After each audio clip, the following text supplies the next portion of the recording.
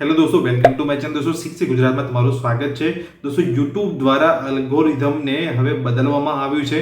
તો દોસ્તો, જ્યારે પણ તમે યુટ્યુબ પર ગયા હશો તો યુટ્યુબ ઉપર જઈને તમે જો કોઈ વિડીયો જોતા હશો તો તમને જે પણ રિલેટેડ તમે મતલબ માની લો કે કોઈ મૂવી જોઈ રહ્યા છો, કોઈ કોમેડી વિડીયો જોઈ રહ્યા છો યુટ્યુબ પર, કાં તો કોઈ મ્યુઝિકના વિડીયો તમે જોતા હશો તો એ વિડીયો જ્યારે પતી જશે ત્યારે તમને સેમ વિડીયો તમને સજેશનની અંદર આવતો હશે. એ સેમ વિડીયો તમને સજેસ્ટ કરવામાં આવતો હશે. ફરી જ્યારે તમે યુટ્યુબ બંધ કરીને ફરી ઓપન કરશો તો તમે જે વિડીયો પાછલો જોયો હશે એ જ રીતનો વિડીયો તમને બતાવવામાં આવતો હશે. તો આ એક યુટ્યુબનો અલ્ગોરિધમ છે જે તમને સજેસ્ટ કરે છે વિડીયોને, જે તમે પાછલો વિડીયો જોયો હતો એવો સેમ વિડીયો બતાવવા માટે. પણ હવે આ અલ્ગોરિધમ બદલવામાં આવ્યું છે. તમે હવે જે પણ વિડીયો જોશો તેને હવે ફરીથી એ જ કેટેગરીનો સેમ વિડીયો તમને બતાવવામાં નહીં આવે. આ નિયમને હવે શરૂઆત કરવામાં આવી છે, અલ્ગોરિધમને બદલવામાં આવી છે. તો શું આ અલ્ગોરિધમ અપડેટ કરવામાં આવી છે, કઈ કેટેગરીને લઈને આ અલ્ગોરિધમને ચેન્જ કરવામાં આવ્યું છે, તેને લગતી તમામ માહિતી હું તમને વિડીયોની અંદર આપવાનો છું.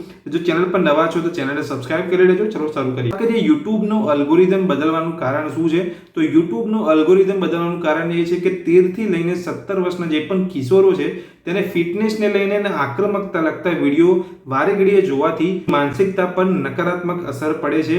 આવું યુટ્યુબે સ્વીકાર્યું છે. કેમ કે યુરોપથી લઈને અમેરિકાથી લઈને બધી જગ્યાએથી માંગ આવી હતી કે જે પણ આ 13 થી લઈને 17 વર્ષના જે પણ કિશોર છે તે લોકોને હવે વારે ઘડીએ ફિટનેસના કે આક્રમકતા લગતા એટલે કે ઝઘડા લગતા જે નેગેટિવિટી થતી હોય એવા વિડીયો બતાવવામાં ના આવે.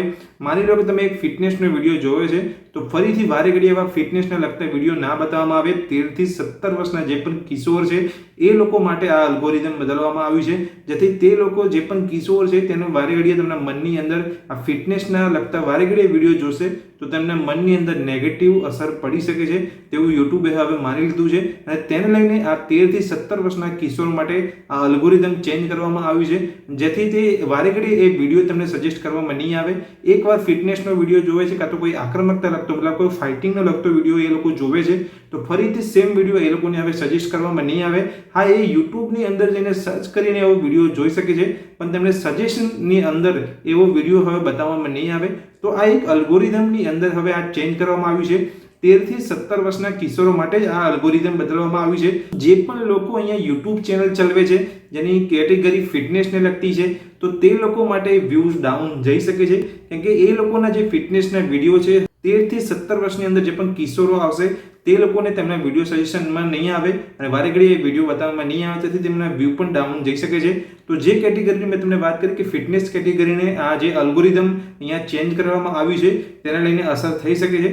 તો દોસ્તો, જે અલ્ગોરિધમ અપડેટ કરવામાં આવ્યું હતું તેને લઈને મેં તમને આ માહિતી આપી વિડીયોની અંદર. યુટ્યુબને લગતી ટિપ્સ અને ટ્રિક્સ મેળવવા માંગતા હોય માત્ર ગુજરાતી લેંગ્વેજની અંદર તો ચેનલને સબસ્ક્રાઇબ કરી લેજો અને વિડીયો ગમે તો વિડીયોને લાઇક કરવાનું ભૂલતા નહીં. Thank you.